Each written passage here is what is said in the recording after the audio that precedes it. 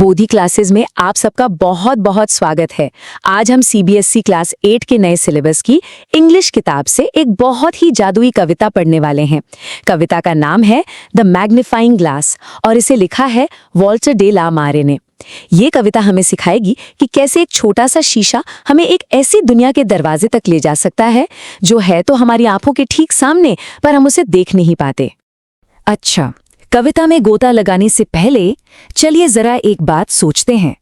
क्या कभी ऐसा हुआ है कि किसी बहुत ही मामूली सी चीज को देखकर हैरानी हुई हो, जैसे जमीन पर पड़ा कोई पत्थर, घास का एक तिनका या शायद पानी की एक छोटी सी बूंद?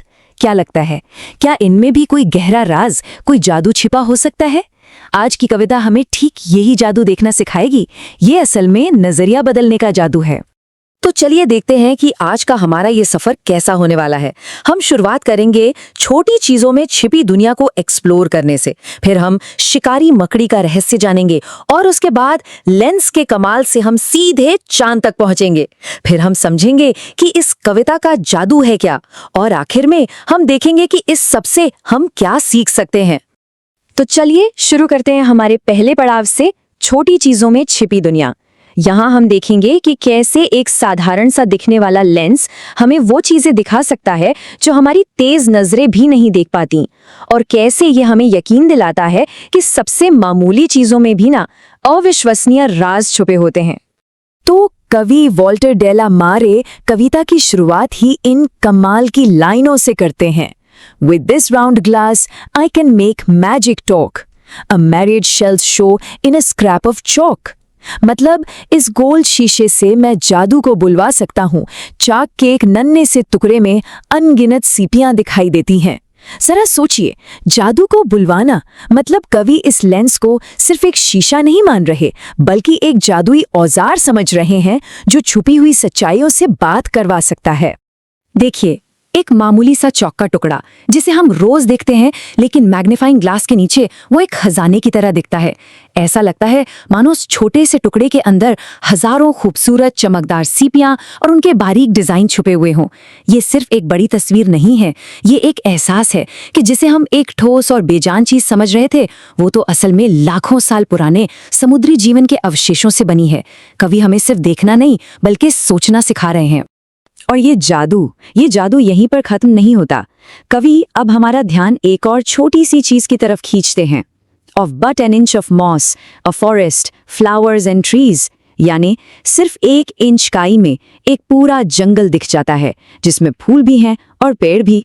सोचिए तो जरा, सिर्फ 1 इंच में पूरा का पूरा जंगल। ये लाइन हमें अपनी कल्पना की सीमाओं को तोड़ने के लिए कह रही है। ये कितनी खूबसूरती से दिखाता है कि कैसे सिर्फ नजरिया बदलने से सब कुछ बदल जाता है। जो हमारे लिए सिर्फ काई का एक हरा गीला सा धब्बा है, वही कवि की नजरों से एक घना हरा भरा जंगल बन जाता है। उसमें नन्हे नन्हे फूल हैं, ऊंचे ऊंचे पेड़ हैं, मतलब एक पूरा का पूरा मिनिएचर इकोसिस्टम। यहाँ कविता का एक बहुत ही शक्तिशाली टूल, मेटाफोर यानी रूपक, काम कर रहा है। कवि ये नहीं कहते कि काई जंगल जैसी है, वो सीधे कहते हैं कि काई एक जंगल है। ये सीधी तुलना उस इमेज को इतना पावरफुल बना देती है कि हम भी उस नन्हे जंगल को महसूस करने लगते हैं। और फिर आती है ये कमाल की line, a drop of water like a hive of बीज, यानी पानी की एक बूंद मधुमक्खियों के छत्ते जैसी। कवि कल्पना कर रहे हैं कि पानी की एक शांत सी दिखने वाली बूंद के अंदर भी एक हलचल से भरी एक जिंदा दुनिया हो सकती है, जहां अनगिनत छोटे छोटे जीव मधुमक्खियों की तरह एनर्जी से भरे हुए घूम रहे हों। और ये तो विज्ञान की सच्चाई भी है। पानी की एक बूंद में लाखों माइक्रो ऑर्गेनिज्म होते हैं। तो यहाँ कला और विज्ञान दोनों एक दूसरे से हाथ मिला रहे हैं। चलिए अब अपने इस जादुई लेंस का फोकस थोड़ा बदलते हैं। शांत चीजों से हटकर अब हम प्रकृति के एक बहुत ही माहिर शिकारी और इंजीनियर को करीब से देखने वाले हैं। जी हाँ, हम एक मकड़ी की दुनिया में झांकने जा रहे हैं जो अपने आप में एक ब्रह्मांड है। जरा इस नाटकीय अंदाज को सुनिए। The tigerish claws he has, and oh, the silly flies that stumble into his net with all those eyes. कवि मकड़ी के बारे में कहते हैं, उसके पास बाघ जैसे पंजे हैं, और ओ वो बेचारी नासमझ मक्खियां जो इतनी सारी आंखें होते हुए भी उसके जाल में फंस जाती हैं। कवि के शब्दों का कमाल तो देखिए, वो मकड़ी के पंजों को बाघ जैसे कहते हैं, टाइगरिश क्लॉज। अरे वाह, इस एक शब्द ने तो मकड़ी की पूरी इमेज ही बदल दी। वो अब एक छोटा मोटा कीड़ा नहीं बल्कि एक डरावना और ताकतवर शिकारी लग रहा है। ये कविता के दूसरे बड़े हथियार इमेजरी का एक बेहतरीन उदाहरण है। शब्द ऐसी तस्वीर बना रहे हैं कि वो पंजे हमें साफ साफ दिखने लगते हैं, और साथ ही कवि को मक्खियों पर तरस भी आ रहा है और मकड़ी की अद्भुत बनावट और उसकी कई आंखों पर हैरानी भी हो रही है। और अब कविता एक शानदार छलांग लगाती है। मकड़ी के छोटे से जटिल जाल की दुनिया से निकलकर हम अब सीधे ब्रह्मांड की विशालता की ओर बढ़ रहे हैं। कवि हमें दिखाते हैं कि जिस सिद्धांत से हम छोटी दुनिया के राज खोलते हैं ना, वही सिद्धांत हमें इस विशाल ब्रह्मांड के भी करीब ला सकता है। कवि एक बड़े ही भव्य अंदाज में कहते हैं, Yes, and with lenses like it, eyeing the moon, 'twould seem you'd walk there in an afternoon. मतलब हाँ, और ऐसे ही लेंस से अगर चांद को देखें तो ऐसा लगेगा मानो किसी दोपहर वहां टहल रहे हों। क्या कमाल का विचार है। एक छोटे से हाथ में आने वाले शीशे से लेकर चांद पर चलने का सपना, सब कुछ एक ही धागे से जुड़ा है। यहाँ कवि एक बहुत ही गहरी और कमाल की बात सामने रखते हैं, मैग्निफिकेशन का सिद्धांत। चाहे वो एक साधारण सा मैग्नीफाइंग ग्लास हो जो एक चींटी को बड़ा दिखाए, या फिर एक शक्तिशाली टेलीस्कोप हो जो चांद के गड्ढों को साफ साफ दिखाए, दोनों का मूल काम एक ही है। ये विज्ञान की ताकत है जो हमारी देखने की क्षमता को बढ़ाती है। एक लेंस जो छोटी चीजों के राज खोलता है, वही सिद्धांत हमें दूर के ग्रहों और तारों के राज भी बताता है। कवि हमें दिखा रहे हैं कि जिज्ञासा की कोई सीमा नहीं होती, चाहे वो 1 इंच काई के लिए हो या लाखों मील दूर चांद के लिए। तो हमने कवि के साथ ये अद्भुत सफर तो कर लिया, पर अब ये समझने का समय है कि वॉल्टर डेलामारे ने शब्दों की शक्ति का इस्तेमाल करके आखिर ये जादू रचा कैसे।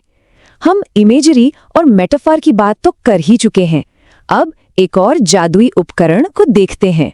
हम मेटाफर यानी रूपक की बात पहले ही कर चुके हैं। जब कवि कहते हैं कि काई एक जंगल है, तो वो हमें उस काई को एक नई सच्चाई, एक नई पहचान के साथ देखने पर मजबूर कर देते हैं। वो ये नहीं कह रहे कि वो जंगल जैसी है, वो कह रहे हैं जंगल ही है। ये सीधी तुलना उस इमेज को बहुत शक्तिशाली बना देती है और हमारी कल्पना को जगा देती है। दूसरा है पर्सोनिफिकेशन यानी मानवीकरण। याद है कविता की पहली line, I can make magic talk, मैं जादू को बुलवा सकता हूँ। अब जादू असल में बोल तो नहीं सकता है ना, ये तो एक इंसानी गुण है। जब कवि किसी बेजान चीज को इंसानी गुण देते हैं तो उसे ही मानवीकरण कहते हैं। ऐसा करके कवि ने उस मैग्नीफाइंग ग्लास को सिर्फ एक औजार नहीं बल्कि एक जादुई साथी बना दिया है जो दुनिया के राज खोलकर उनसे बातें करता है। और तीसरा इमेजरी यानी बिंब, जिसकी बात हमने मकड़ी के टाइगरिश क्लॉज के समय की थी। ये तो पूरी कविता की जान है। कवि ऐसे शब्दों का इस्तेमाल करते हैं जिनसे हमारे दिमाग में एक जीती जागती तस्वीर बन जाती है। मायरीड शेल्स या हाइव ऑफ बीज जैसे शब्द सिर्फ शब्द नहीं रह जाते, वे हमारी आंखों के सामने एक पूरा दृश्य बना देते हैं। तो इन सब जादुई उपकरणों का इस्तेमाल करके कवि हमें कविता के मुख्य विचार यानी सेंट्रल थीम तक पहुंचाते हैं, और वो थीम है ध्यान से देखने की परिवर्तनकारी शक्ति। जब हम किसी भी चीज को बहुत करीब से और गौर से देखते हैं तो वो साधारण चीज भी असाधारण बन जाती है। असल में जादू लेंस में नहीं, हमारी नजरों में है, हमारी जिज्ञासा में है और हमारे नजरिए में है। तो हमने कवि के मैग्नीफाइंग ग्लास से दुनिया को तो देख लिया। अब सवाल ये है कि हम इस खूबसूरत कविता से अपने लिए क्या सीख सकते हैं।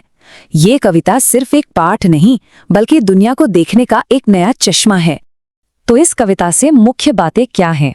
पहली कि असली चमत्कार हमारी रोजमर्रा की साधारण चीजों में ही छिपा है।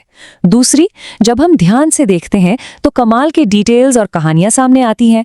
तीसरी, हमारा नजरिया बदलने से दुनिया बदल सकती है। और आखिर में ये कविता हमें सिखाती है कि विज्ञान और कला दोनों का मकसद एक ही है, दुनिया की छिपी हुई सुंदरता और रहस्यों को सबके सामने लाना। अब एक सवाल जो सोचने वाला है, अगर किसी के पास सच में ऐसा जादुई शीशा हो तो वो सबसे पहले क्या देखना चाहेगा? एक फूल की पंखुड़ी की बारीक नसें, अपनी उंगली का निशान जो पूरी दुनिया में किसी और का नहीं है, या फिर बारिश की एक बूंद, या रात में आसमान के तारे और भी करीब से? याद रखिए, ये दुनिया चमत्कारों से भरी है जो बस देखे जाने का इंतजार कर रहे हैं। उन्हें खोजने के लिए किसी जादू की नहीं, बस थोड़ा और करीब से और ज्यादा ध्यान से देखने की जरूरत है। जिज्ञासा ही सबसे बड़ा मैग्नीफाइंग ग्लास है।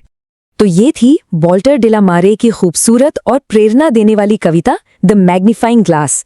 उम्मीद है इस जादुई सफर में बहुत कुछ सीखने को मिला होगा। अगर ऐसे ही और पाठों को आसान और मजेदार तरीके से समझना है तो बोधी क्लासेस को लाइक, शेयर और सब्सक्राइब करना बिल्कुल ना भूलें। मिलते हैं अगली बार एक नए पाठ के साथ।